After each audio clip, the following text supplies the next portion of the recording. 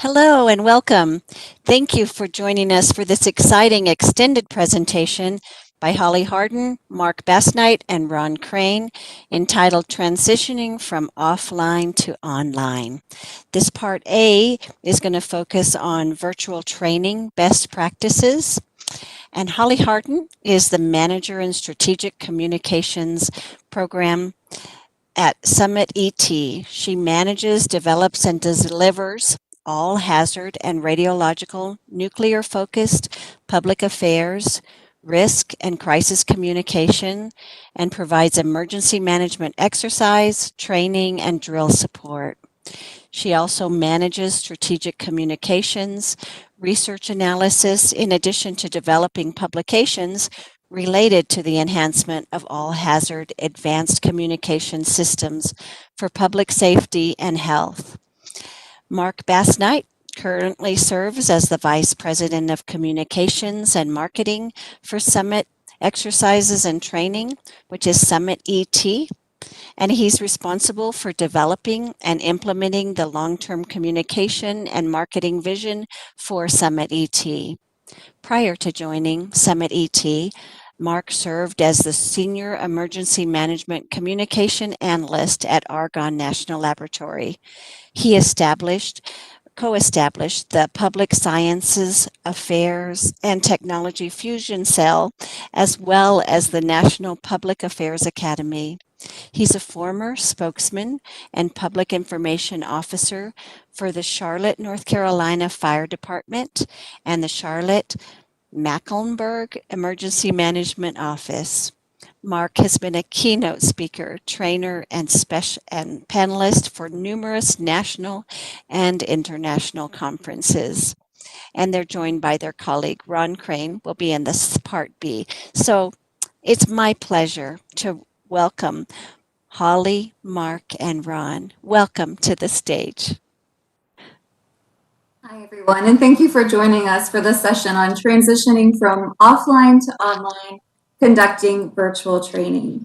During this session, we hope that you leave with a couple more best practices and tool sets in your toolkits there. We're going to talk about how our team specifically transitioned from a number of in-person practices to virtual platforms now, as we're all navigating these new virtual platforms out there, largely due to the pandemic. We really want to take a deep dive into some of those best practices, particularly some of those facilitation best practices when it comes to the training component of what we do across the enterprise here. As we all know, in the response to the pandemic, a lot of our sites and programs transitioned to virtual or hybrid platforms to help meet mission requirements. Well, this presentation is going to address how our team's programs transition from in-person to virtual facilitated online learning platforms, which is a process that kind of uses cost-effective, time-efficient, a scalable format to help enhance the exercise and learning environments. This facilitated online learning process incorporates a variety of digital learning technologies to achieve maximum learning interaction between participants and instructors.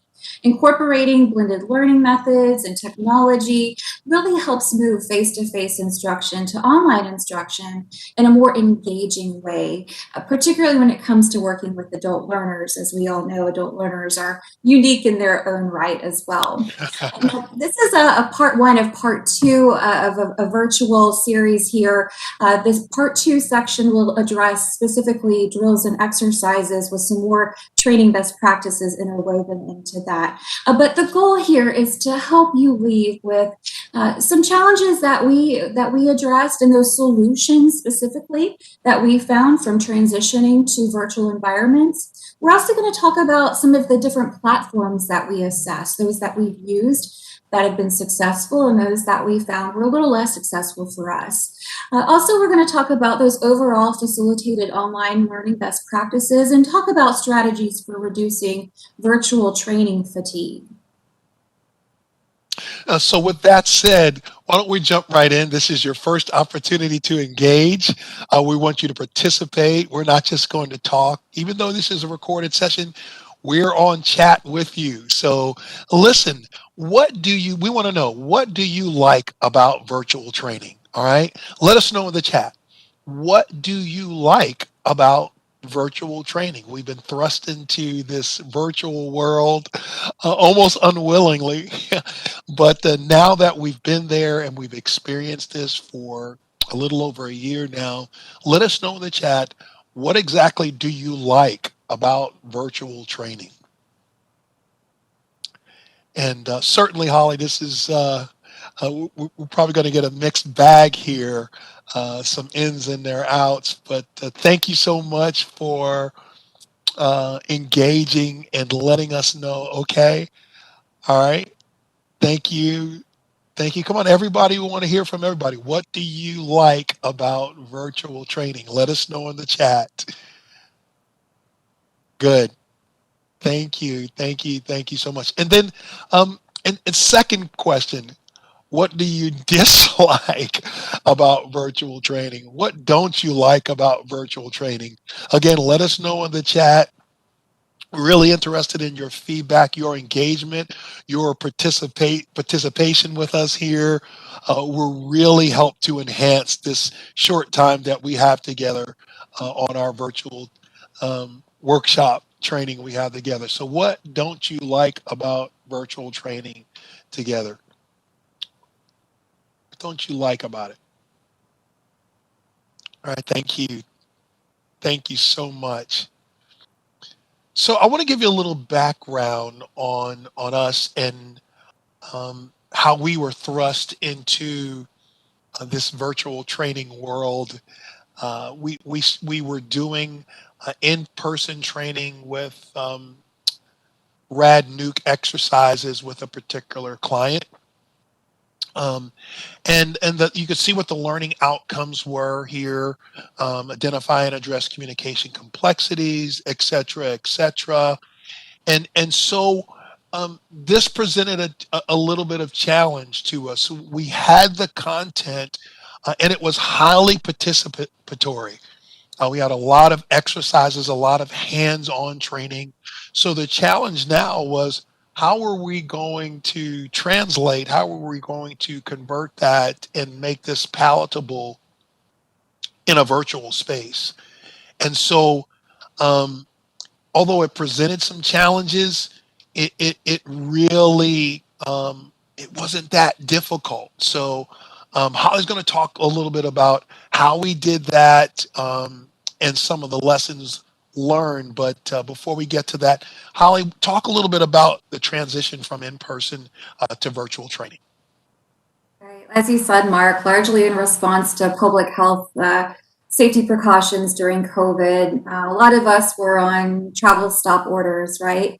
And many of us still are, in fact. So our in-person courses were discontinued to meet those public safety precautions. But we needed to meet mission requirements, right?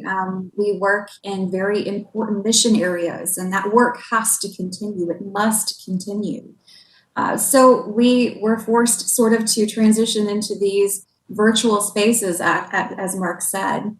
Our team looked at a variety of virtual learning platforms, and one that we found was most palatable for us that largely included some of the engaging functionality that Mark mentioned was Adobe Connect. And so we found that that initially was really high on learner engagement opportunities, ease of use, access to the platform. It met our security standards, and it was fairly cost effective. But now, in addition to that, we also employ a number of other virtual tools that we'll talk more about too. We use Teams, we use Zoom, and we found those to be very effective as well. But we had to look at a couple things specifically.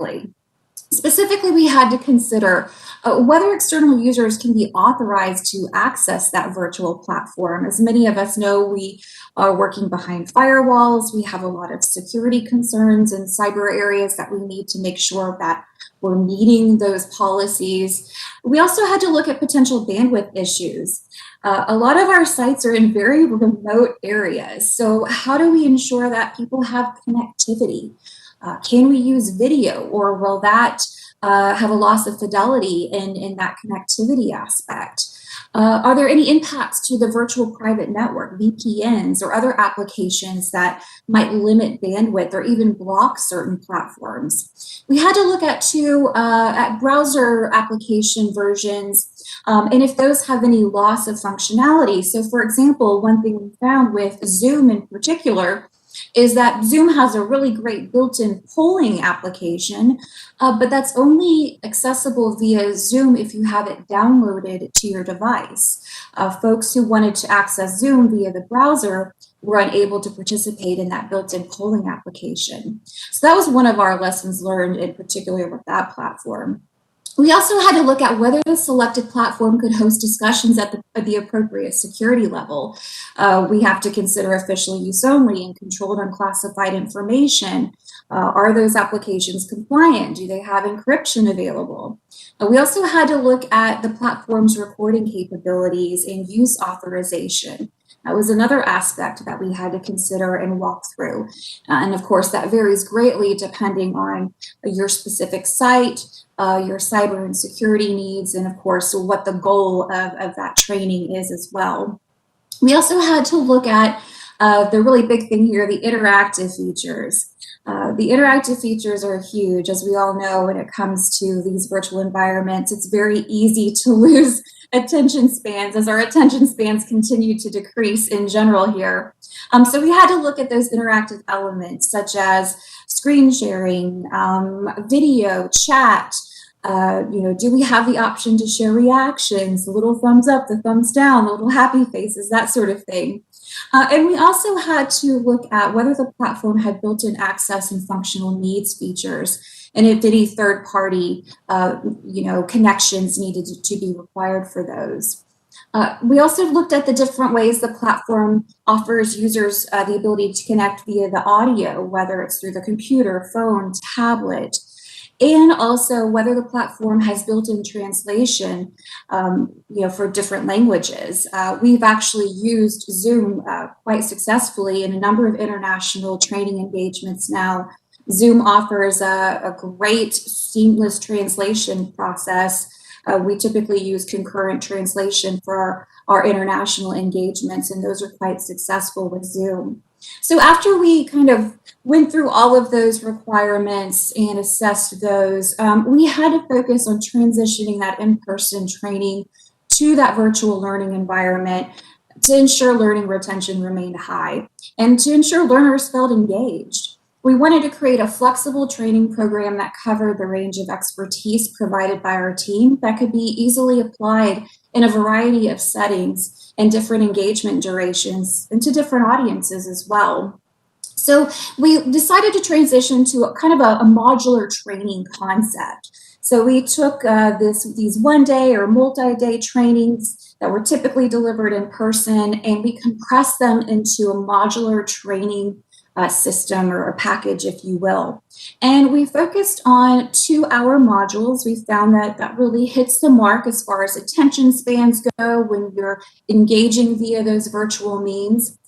So we found that that was really helpful to kind of package these into modules, and the modules can be combined into different configurations on their own.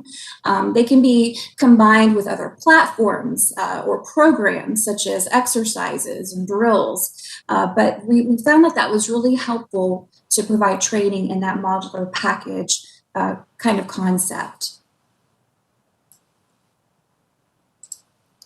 And our team found that using this concept here, this facilitated online learning concept, really proved to hit the mark when it came to meeting our target audiences, and specifically adult learners here. This process incorporates a variety of different digital learning technologies to achieve maximum learning and interaction between the participants and the instructors. Incorporating blended learning methods with technology really helped move face-to-face instruction to those online instruction platforms. And the process appreciates the fact that adult learners are unique. right? When presenting to peers, colleagues, or diverse audiences, we can be presented with a number of challenges here, attention spans being one of those. So we have to understand how adult learners learn. It helps us as presenters and instructors plan, design, and deliver these trainings effectively via these digital means. And so through this process, we address key techniques to really help motivate adult learners. And we found a couple of motivation areas that were really helpful. Those include we need to make sure that we're creating a need, that we're fostering a personal responsibility for learning, that we're helping our adult learners maintain an interest in the presentation topic, that we're linking presentation content to real life issues and circumstances. We're making this meaningful and impactful for them because we can put it in a context that is relatable to them. Also, we talked about providing rewards such as certificates, continuing education credits. Those are important too for adult learners to have some sort of a reward or benefit that they can see at the end of that training. And also we talked about, identifying short and long-term objectives, again, making it meaningful for our adult learners too. And of course, we build that all around the SMART objectives concept, right? The specific, measurable, attainable, relevant, and timely objectives. And we recognize learners' existing knowledge base, and we try to discuss how we can best cater to that as well, that existing learning, that existing knowledge base of our learners. We also want to provide learners opportunities to explore and resolve issues. We want to capitalize on our problem-solving capabilities too. Kind of answers that what's in it for me factor too. That's really important to adult learners, that we hit the mark on that what's in it for me factor. And we want to encourage learners to take responsibility for their learning. We want to encourage ownership for their professional development. So our course design incorporated a number of concepts here. We looked at instructor-led versus e-learning or on-demand training. We also looked at developing and revising our existing curriculum materials, our in-person, and how we could really translate that to the virtual environments. We found also that training technical assistance was incredibly important. In addition to your instructors and your subject matter experts, you have to have some technical assistants who have the skill sets needed to help out there. So that was highly important for us too. And we found that having more than one individual who is a trained technical assistant is the best option to move forward with. So at a minimum, we'll have 2 technical assistants with any 2-hour engagement that we present out there.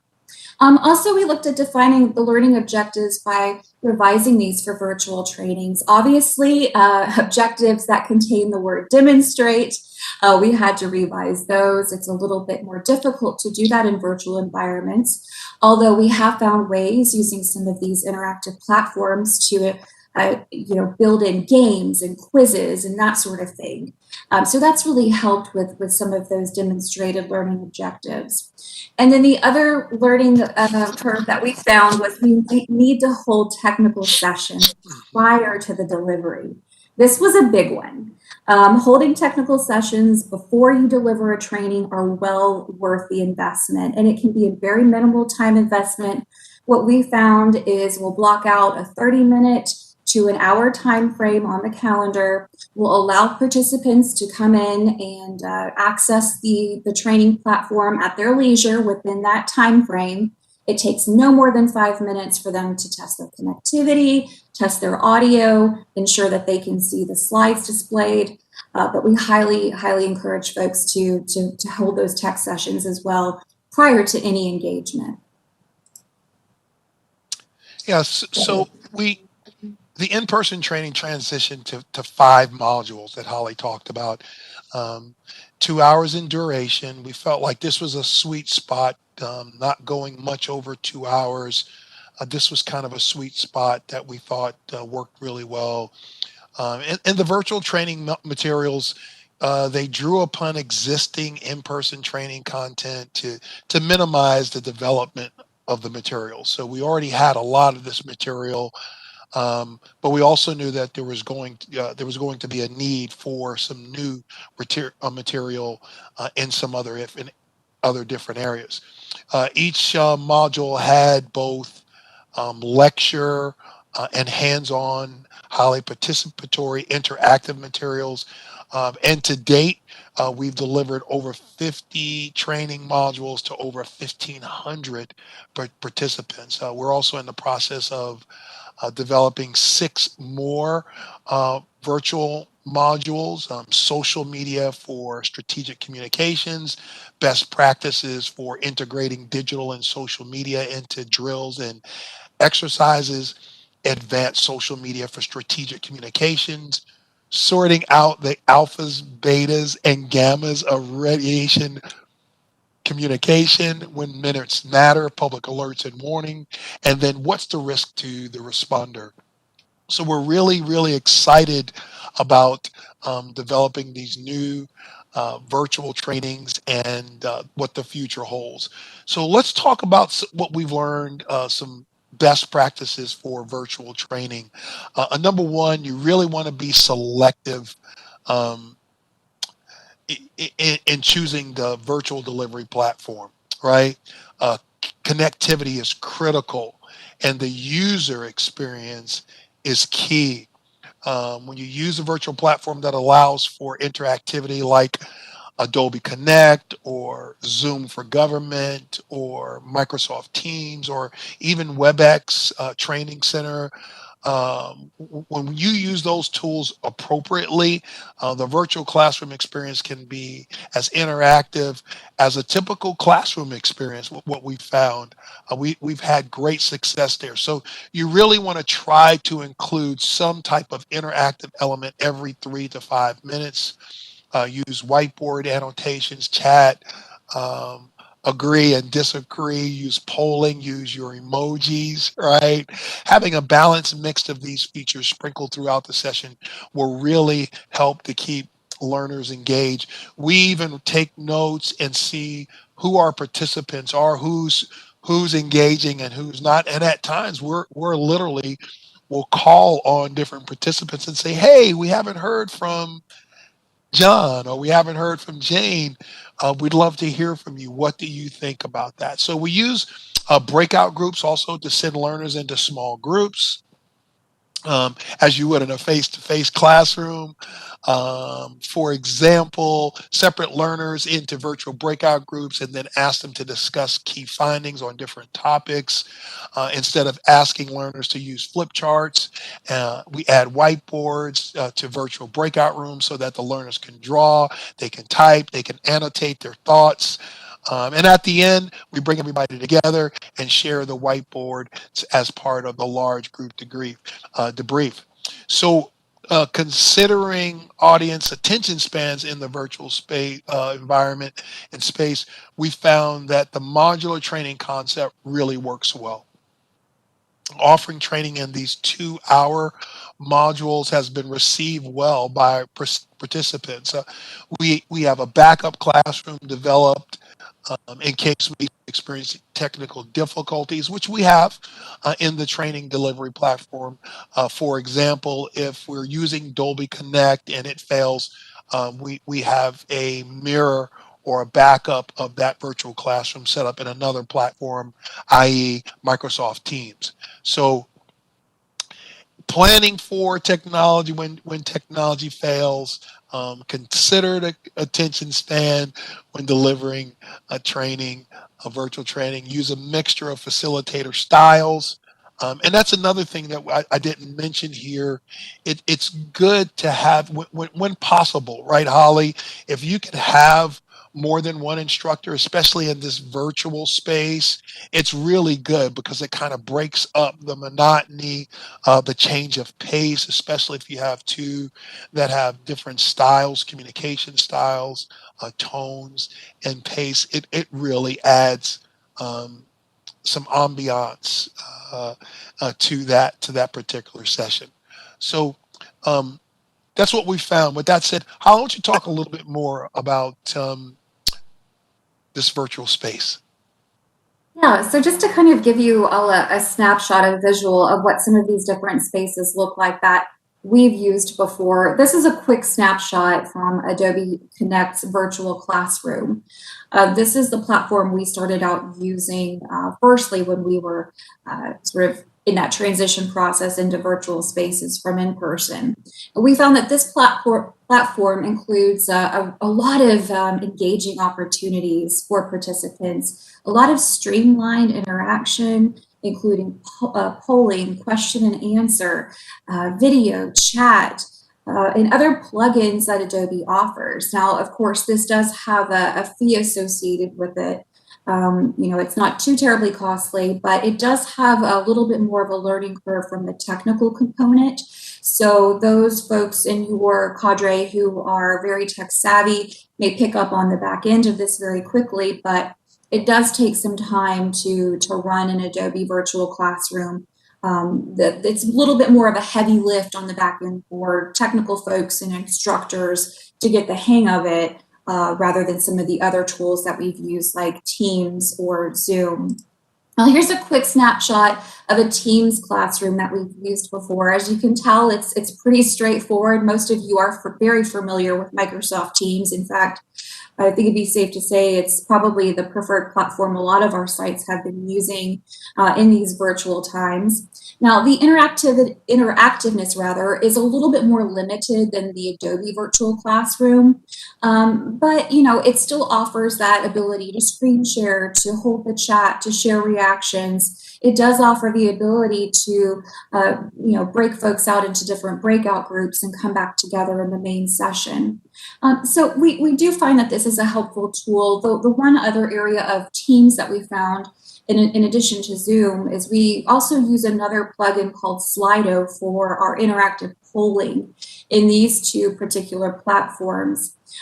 Zoom in particular, their polling platform that's built in is typically only accessible by folks who have downloaded the Zoom application. So those who access the Zoom classroom using the web browser typically don't have access to that built-in polling functionality. So that's one of the reasons that we use a third-party polling called Slido, which again is a very nominal cost as well. There are many different other polling tools that you can use as a plugin for that. That's just one in particular that we found ease of use, pretty successful, and it integrates with a number of Microsoft products too that we typically use. So let's talk about some of the virtual training lessons learned. Online training allows inclusion of more than one geographical region at a lower cost, right? And this is big, right? It's easier to include areas and organizations with limited budgets across multiple regions, which subsequently provides diversity of perspectives in the discussion, right? So that's one thing. The other thing, it online events largely eliminate the need to travel. So organizations have the option of holding more events with more locations or holding additional precursor events in preparation for larger ones without significant or added costs. And then finally, online events, these virtual trainings can continue to be integrated into in-person event schedules for planning meetings or to hold online trainings in preparation for in-person trainings. The trainings that we do now could possibly be held in advance of an exercise. So pre-exercise workshops, right? A very good this is a very good advantage for this. And then online events can provide a foundation and be a prerequisite for in-person training, right? Participants can focus on the practical applications during the in-person training after receiving the foundations of the training online. So this is a very, very flexible approach here, flexible and scalable. More individuals and organizations will be set up for effective online interaction in the future, regardless of whether it's in person or conducted online. So these are some of the lessons that we learned. I think these things will continue to evolve as we continue to practice and put these things into play.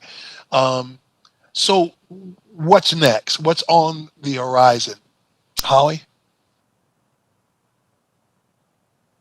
So while we're all very hopeful that in-person training and exercises will resume, and for many sites, those have resumed, but we're still seeing a lot of online training, and even some of us still kind of in the painful transition phase to the virtual or online aspects here.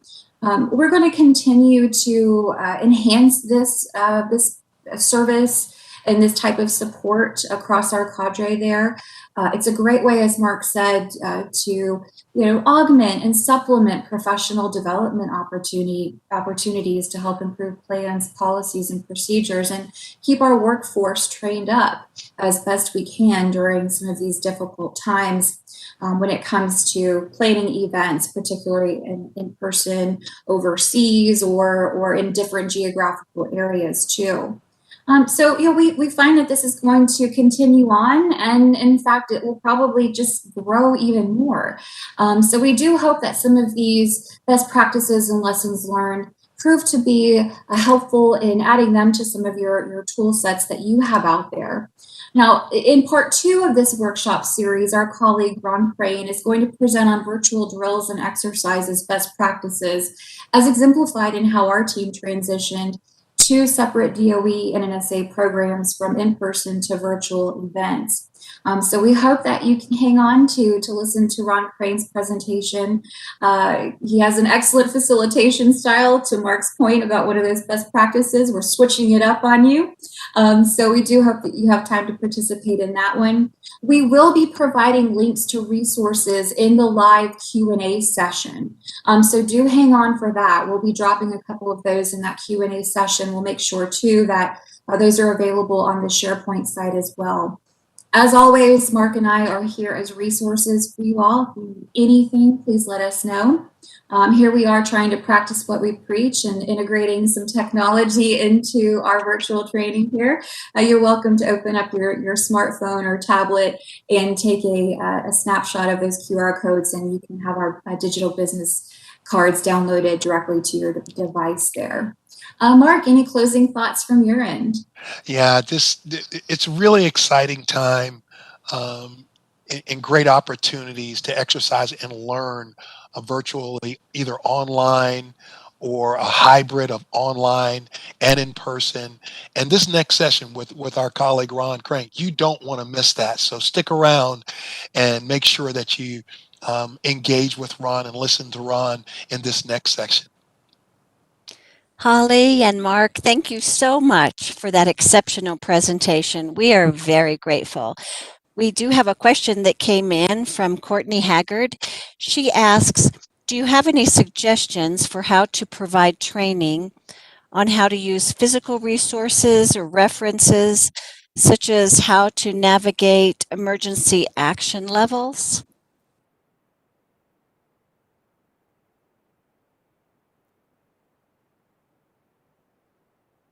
You want to take that, Holly? So Mark, I don't want to step on your toes there. So provide training on how to use physical resources references. So Mark and I are always big components of getting that tactile learning stuff in action, especially when it comes to in-person training. So any ways that you can get people up and moving and interacting with those references, whether it's using simulated situations or just kind of using those references, get people looking through those pieces of information. There's a certain, this is more public information specific, but I think it's something that can be expanded upon to different areas. One great resource that we love to use is a training experience where we have people use tennis balls.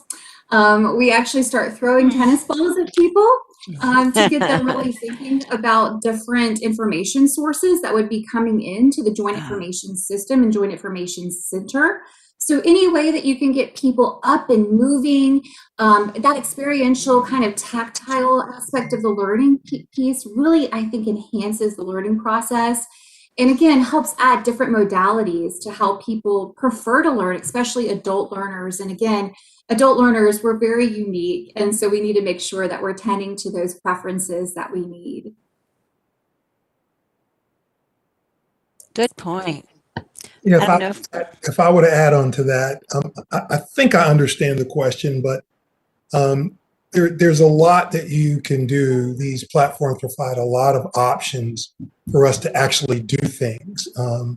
We really focus on really hands-on, and you can do that virtually by using breakouts, by using polling software. Um, Depending on how many people you can use, you can actually use video during that to really depict what people are actually doing.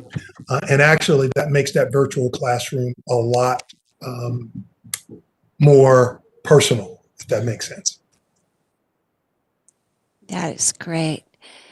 We have another, it's more of a comment in the chat about you can't conduct an exercise online or virtual.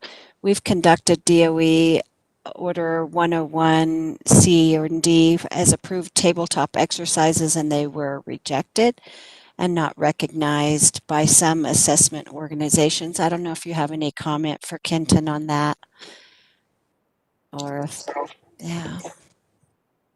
Yeah, I think Ron is going to cover some of that in the next session. However, Okay. operating in this virtual space is still relatively new. And we're still dealing with plans, policies, protocols, procedures. So I think the longer, and now with, I hate to bring this up, but the current state of the pandemic right now, the longer this persists, I believe you're going to start seeing more and more opportunity to use these type of tools, platforms for exercises. Holly? No, I mirror that, Mark. Absolutely. Yeah, this is still sort of new. We're all kind of navigating this newer landscape. It's not new now at this point, unfortunately. But you know, I think that's a very good point, and it's going to take some change management too on our part, and just helping to inform our leadership, keep them educated on. This is going to be the new normal, and I hate to use that Right. phrase. I know it's so overused, but it's very, very Just true. true. This is the way that we're moving. You've seen articles already in the news about a lot of businesses moving to more, in-person work, but a lot of people aren't showing up. They're still teleworking. They're still working from home. So this is going to be something we're going to have to navigate, and we're going to have to change our policies, procedures, and protocols to meet that. While we can still meet operational readiness, though. It's possible. It really is. We just kind of need to help inform leadership and walk them through that process.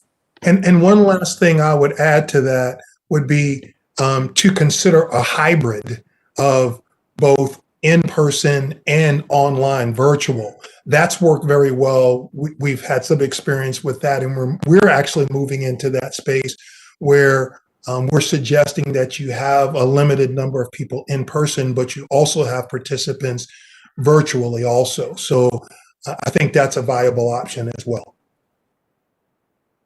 Great points. Holly, Mark, thank you so much. We're very grateful, and that'll conclude this session. But just as a reminder, this presentation on transition from offline to online has been recorded, and it's available for playback at your convenience. We will transition now to part B of this session, which is focused on virtual drills and exercises, best practices. So give us just a minute and welcome back. Thank you, Ron, Mark. Excellent job.